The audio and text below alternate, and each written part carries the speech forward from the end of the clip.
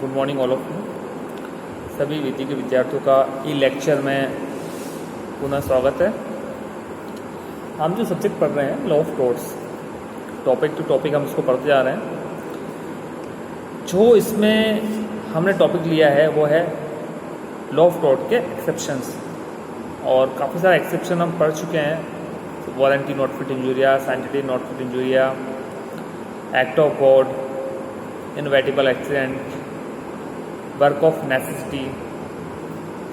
तो इनको हमने अच्छी तरह से समझा है, पढ़ा है, क्या क्या चीज़ें इसमें होनी चाहिए वो हमने इसको अच्छी तरह से क्लियर किया। फिर डिफरेंसेस भी हमने इसके देखे, क्योंकि ये जो टॉपिक है बहुत ही इंपॉर्टेंट टॉपिक है और हर एग्ज़ाम में 100% आते हैं। तो आपको इन टॉपिक को अच्छी तरह समझना है। आज लॉ ऑफ टॉर्ट के एक्सेप्शन में जो हम समझेंगे या जो हम पढ़ेंगे वो टॉपिक है पैतृक एवं अर्ध पैतृक कृत्य, यानी parental and quasi parental acts. Parental and quasi parental acts क्या होते हैं, कैसे वर्क करते हैं, इनके अंतर्गत यदि कोई कार्य किया जाता है तो क्या लॉ ऑफ टॉर्ट्स में इसके लिए एक्सेप्शन है या नहीं है, इस पर हम चर्चा करेंगे, है ना। तो चलिए हम समझते हैं parental and quasi parental acts क्या होते हैं। देखिए सिंपल सी एक मैथमेटिक्स है इसमें। लॉ एक ऐसा सब्जेक्ट है जिसको आपको with example, with referred case, with अच्छे से अच्छे हम इसको किस तरह से एग्जाम्पल के द्वारा आपको समझा सकते हैं, उसको आपको ध्यान रखना है। आप जब कोर्ट में पैरवी भी करेंगे तब आपको ये चीज़ बहुत ध्यान में रखनी है कि आपको अपनी बात को वेटेज करने के लिए या अपनी बात को वेटेज रखने के लिए आपको सबसे ज़्यादा उसके फेवर में आपको बातें बतानी होगी, एग्जाम्पल्स देने पड़ेंगे, केस बताने होंगे, तभी आपकी उस बात को वेटेज मिलेगा। क्योंकि लॉ का एक रूल सिंपल सा है, लॉ इमोशन पर वर्क नहीं करता है, लॉ वर्क करता है एविडेंस पर, ठीक है ना। इसीलिए एक कहावत की गई है लॉ के बारे में, जो हम एविडेंस देते हैं उस पर कहावत कही है, साक्ष्य गिना नहीं जाता है, हाँ, साक्ष्य गिना नहीं जाता है। इसका मतलब क्या है, साक्ष्य के लिए ये जरूरी नहीं, एविडेंस के लिए जरूरी नहीं कि कौन कौन सी बातें, कितने कितने एविडेंस, कितने एविडेंस के पक्ष में विपक्ष में, नथिंग।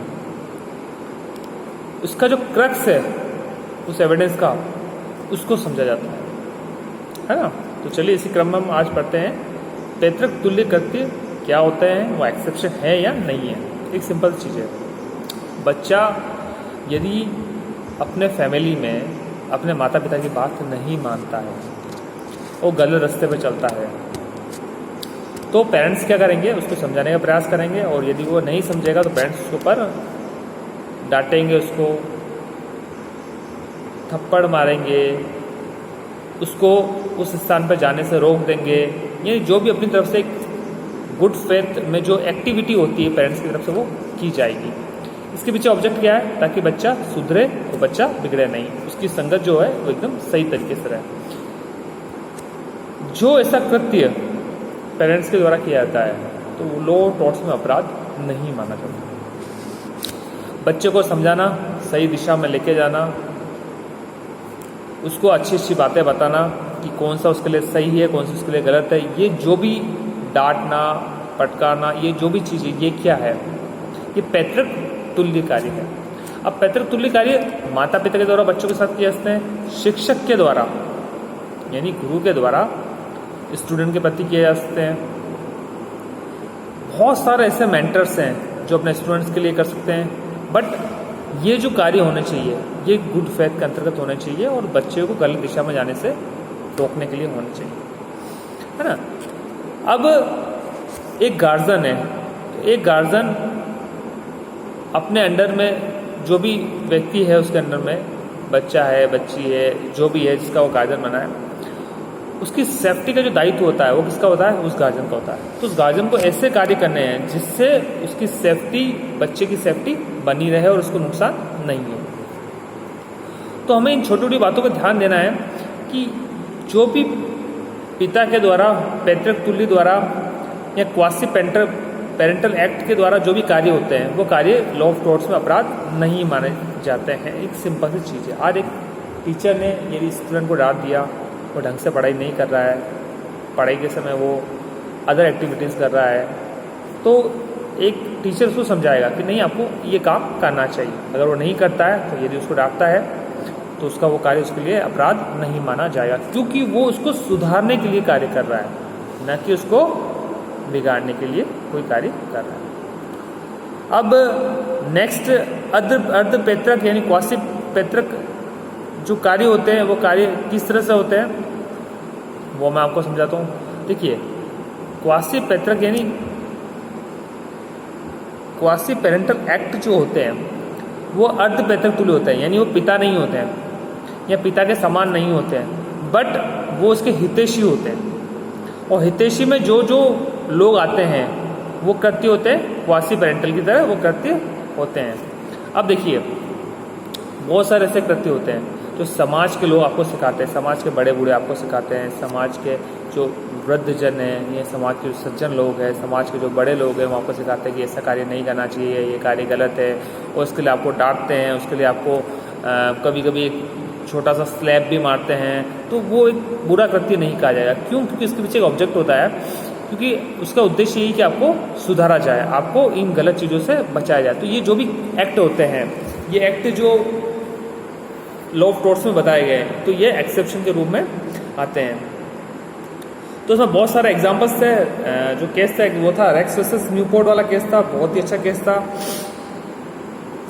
इसके अलावा आनंद सिंह वर्सेस चंदनमल वाला एक केस था, लक्ष्मीकांत वर्सेस श्रीपंत गराड़ का केस था। इन सब में ये बताया गया कि एक पैतृक तुल्य अर्ध पैतृक तुल्य जो कार्य होते हैं वो लॉ ऑफ टॉर्ट्स में अपराध न मानकर एक उसकी दिशा को, उसके जीवन को सुधारने के लिए एक यूजफुल, एक गुड फेथ वाले एक्ट होते हैं उनकी तरफ से, जिसको हम लॉ ऑफ टॉर्ट्स में अपराध नहीं मानते हैं।